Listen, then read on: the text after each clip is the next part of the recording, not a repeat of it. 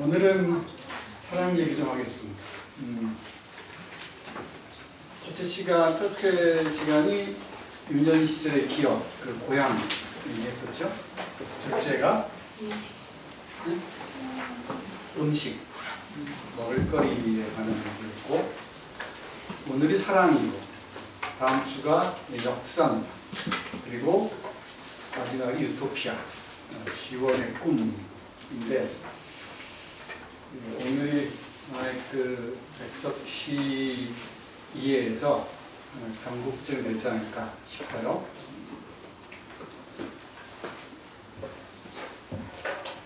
제가 강의를 하면서 어떤 특징 중에 하나가, 제 강의 특징 중에 하나가 텍스트 밖에 이 신변잡기적인 얘기를 잘 안 하는 편입니다. 그러니까 예를 들면 작가의 개인적인 삶이나 어떤 인간관계 이런 데서 잘 얘기를 안 하는 편이에요. 그 텍스트를 다 벗어나서 다른 얘기를 하게 될 가능성이 높기 때문에 그렇습니다. 텍스트에 입각해서 텍스트 안에 들어가서 대화를 나누는 게 전공법이라고 생각하는 쪽입니다. 물론 어떤 비평가가 얘기했듯이 모든 문학작품은 자서전일 수밖에 없다라는 그 얘기도 설득력이 없진 않아요. 그런데 이 텍스트와 맞대결을 하지 않고 자꾸 그 외부적인 요인들, 특히 전기적인 요소들을 끌어들여와서 텍스트를 독해하다 보면은 너무 경광부회적인 그 해석으로 빠질 경향성이 농후하다, 짙다 이런 게 제 판단이었어요. 오랫동안. 그런데 참존할 수 있죠. 분명히 참존할 수 있습니다. 이 작품의 작품이나 작품 세계를 깊이 있게 이해하기 위해서는 시인이나 작가의 인생, 행로를 이해하는 게 많이 도움이 될 때도 있죠. 그건 분명한 것 같습니다. 근데 학생들에게 강의하다 보면은 텍스트 내용은 다 잊어버리고 남는 건 그 얘기만, 신변잡기적인 얘기만. 그러니까 해리포터의 할머니하고 세이드성하고 이상한 관계였다고 이런 것만 얘기하지, 이 소설숲이나 백석특강에서 정말 의미 있는 얘기를 다 잊어버리는 거예요. 무슨 얘기인지 알겠죠? 그럼에도 오늘 백석은 좀 살짝 해야 쓰겠습니다. 우리 백석의 문학 세계에서 하나의 그 갈림길이 뭐라고 그랬죠? 대답 못하는 거 같습니다. 사슴 이전과 이후라고 그랬죠? 네. 대답 잘하세요. 네. 사슴 이전과 이후. 이게 복각본으로 나온 건데, 원래 36년 백도 한정판을 찍은 건데요. 한정판을 찍은 걸 그대로 복각해서 표현했습니다. 그 모양도 그렇다 똑같다 그래요. 이 사슴이라는 시집이 나온 게 1936년 1월 20일. 1월 20일을 전후해서 백석의 시가 달라져요. 그리고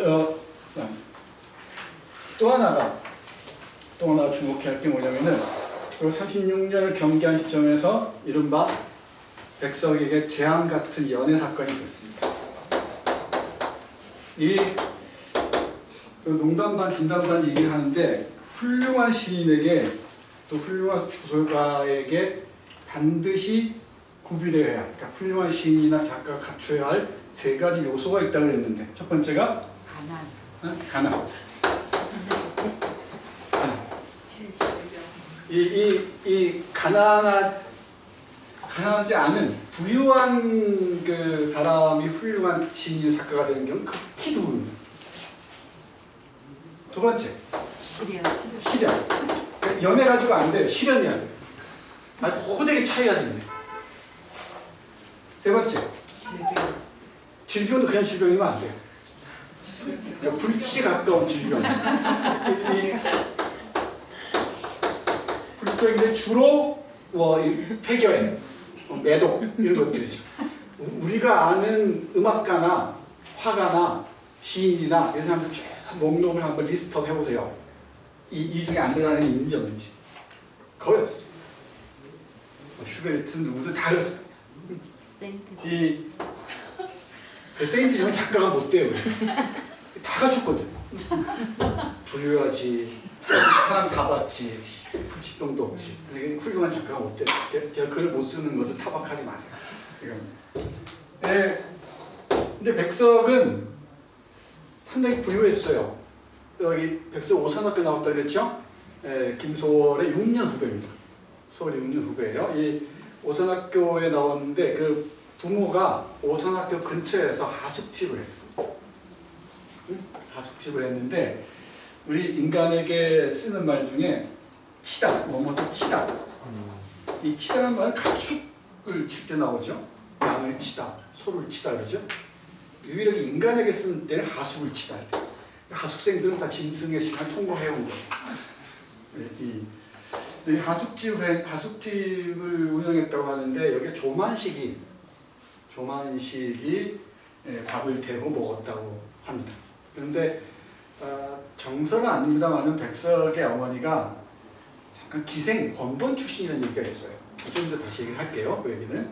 그래서 그 일을 그만두고 결혼을 해서 이 하숙집을 치렀던 것 같습니다. 그래서 그렇게 가능하지 않았어요. 그렇게. 그리고 지난 시간에 얘기했듯이 잘난뽕은 다 했다 그랬죠. 온갖 그 잘난을 다 갖추고 있었습니다. 그런데 아주 고소하게도 이 시련을 분을 당합니다. 이 백석에게는 이게 없었더라면 백석 씨가 없었을지도 몰라요. 이건 물론 과장된 얘기이긴 합니다만 아무튼 백석에게는 이 연애라는 이 사건이 굉장히 컸던 것 같아요. 그래서 잠깐 자세하게 읽고 갈게요. 먼저 광화문 3인방을 기억해야 됩니다. 이 30년대 광화문을 주름잡던 남자 3인방이 있었습니다.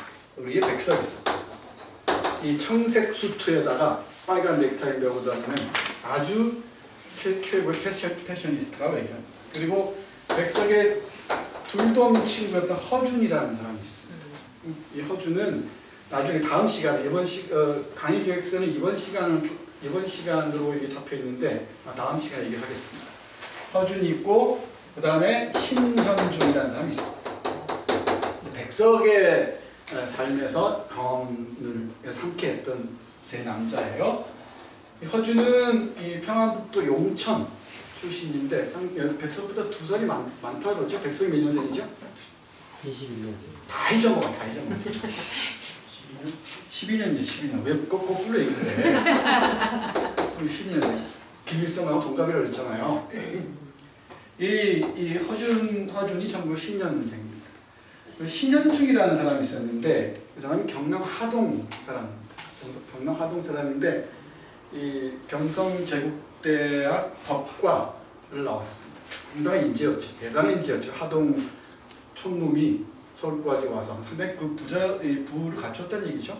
그리고 이 성대, 이 경성제국대학을 줄여서 성대라고 했습니다. 성대 이렇게. 저기 성대가 아니고 이 줄여서 초다이를 했습니다. 초다이. 이 경성제국대학을 줄임말이에요. 이 성대에서 마르크스주의자로서 상당히 이름을 날리던 친구입니다. 유망했던 사람 같아요. 그래서 이 신현중이라는 사람을 지켜본 사람이 많았습니다. 그리고 광주 1929년에 강주 학생 운동이 있었죠. 네. 몰라도 아는 척해요. 괜찮아요. 네. 광주 학생 운동 여파로 여러 각 대학에서 맹휴 사건, 동맹휴학 사건이라고 부르는데 또 이 찌라시를 뿌리고 이런 여러 가지 시위 사건이 일어납니다. 그걸 주도한 혐의로 3년인가를 감옥 생활을 해요. 그리고 이때 함께 여러 가지 활동했던 사람들이 있는데 그 중에 주목할 사람이 이 동아일보 주필을 겸하고 있던 김준현이라는 사람이 있습니다. 혹시 아십니까? 김준현? 이 김준현이 이 신현중을 상당히 예쁘게 본 모양이에요. 그래서 이 김준현의 딸에 김자옥이 있어요. 똑같아요, 이름이. 김자옥, 공주 김자옥, 거의 똑같습니다. 김자옥을 이 신현중에게 이 딸을 준다 그랬죠. 응, 딸 줄 테니까 자네가 좀 걷어주게나 이렇게 얘기를 합니다.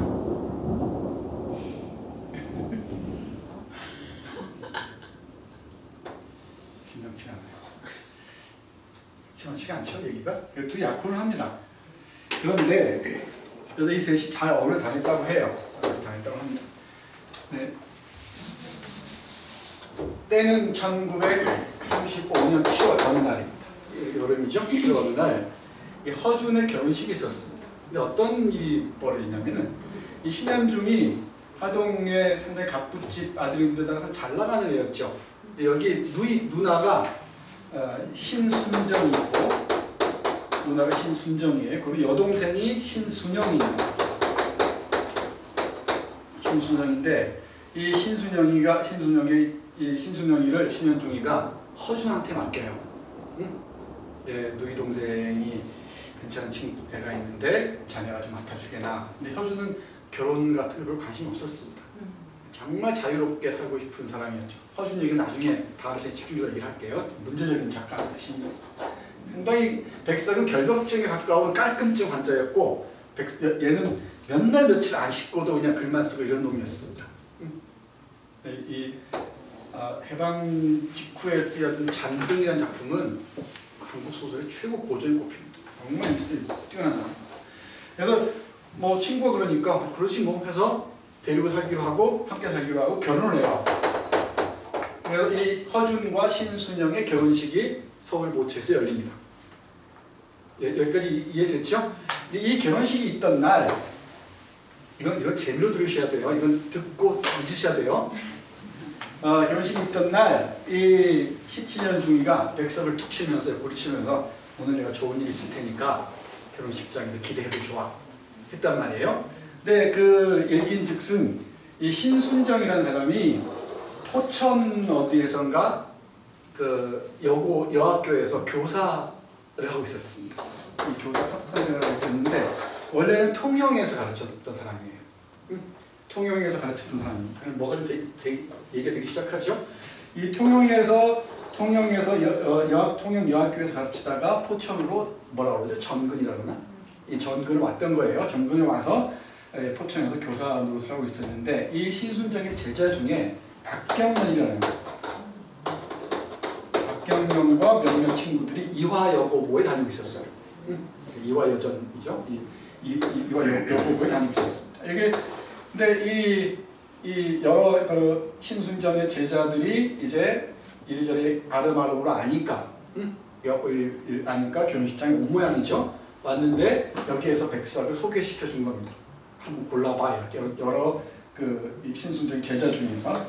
근데 우리 백석은 이 박경영의 한 방에 뿅 간 모양입니다. 이걸 운명이라고도 하죠. 근데 이걸 좀 이따 얘기할게요. 운명이 뭐 아무것도 아니고 그냥 재난이지 재난. 그 박경영하고 딱 부딪힙니다. 그래서 박경영과 백석이 맺어져요. 둘이 꽤 좋아했던 모양입니다. 그리고 36년 여기서부터 1년쯤 지난 후에는 직접 결혼 청혼을 하기 위해서 통영까지 내려가곤 합니다. 그때 요 무렵 35년 말에서 36년 초반까지 집중적으로 연애 시대에 쓰여져요. 전성기입니다. 그러니까 이게 사슴을 전후한 시기, 사슴 직후에 쓰여진 시들이 많습니다. 좀 더 보겠지만은 그리고 이 시련의 고통들은 백석이 죽을 때까지 이어집니다. 이 트라우마는. 그런데 36년 10월에 맞을 거예요. 1년쯤 지나서 통영으로 청혼하러 갑니다. 근데 박경련의 집은 아버지가 일찍 세상을 떠났고요. 폐결핵으로 떠났고 호르몬이하고 둘이 살았대요. 근데 서상호라는 외삼촌이 있어요. 아주 유명한 사람입니다. 통영 갑부 중에 갑부예요. 통영에 부자들이 많았습니다. 일단 그 일본인들과 무역 관계에서 그랬고요. 우리 박경리 알죠? 박경리 김혁국의 딸들 그리고 유치진 이런 사람들 유치진 형제 그죠? 그리고 전형님이랑 화가 그죠? 그리고 그 음악가들 이쪽에 아주 많아요. 김춘수 이런 애들 상당히 부자 동네였는데 그 중에서도 어마어마한 부자였던 것 같습니다. 일본인들에게 통영 땅을 브로커 노릇하면서 소개시켜주고 하면서 돈을 많이 벌었다고 해요. 나중에 신문을 최난삼과 함께 시대일보라는 신문을 만들고요. 그리고 여운형과 함께 조선중앙일보 들어보셨나요? 조선이 달라요. 조선중앙일보라는 신문이 있는데 여기에 우리 박태원의 소설가 고고시의 일, 이상의 오감도 시리즈 있죠? 이게 다 실려요 여기. 아주 유명한 신문이었습니다. 이 신문 운영의 신문 경영에 관계하고 이랬던 모양입니다. 근데 이 외삼촌도 상당히 끝발이 있었던 거죠. 개방 후에는 뭐 국회의원하고 그랬다 그래요. 근데 외삼촌 입김이 컸겠죠. 그런데 이 어떤 일이 벌어지냐면은 이 소상호는 백석이 몸에 좀 맞득지 않았던가 봐요. 이 겉만 멀끔하지 먹고 사는데 별로 도움도 안 되는 것 같고 그랬던 것 같습니다. 근데 신현중이 상당히 집도 괜찮고 집안도 괜찮고 그랬단 말이에요. 별로 족보도 없어 보인단 말이죠.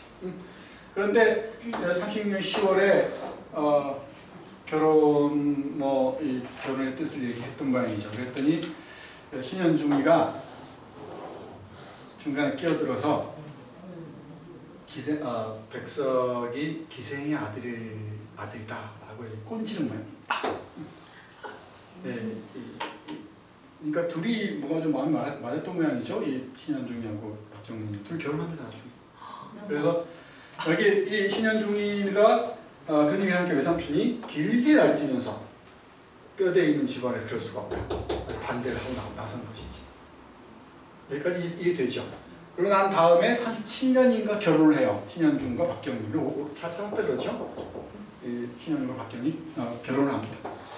그러면서 이 김자옥과는 파혼이 되죠. 이게 어마어마한 사건이었던 모양이에요. 이쪽 하동, 진주, 통영 이쪽이니까. 그리고 이 신현중이는 그 하동, 진주, 통영 이쪽에 왔다 갔다 하면서 많은 사람들, 인맥들이 있었던 모양입니다. 그러니까 이 친한 친구에 대한 배신감,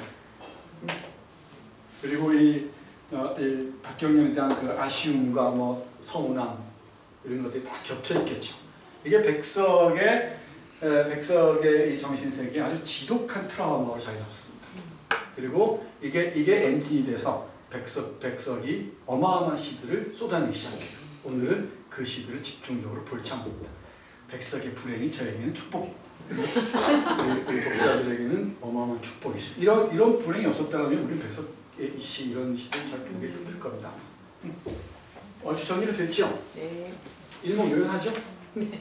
빠진 거 없죠?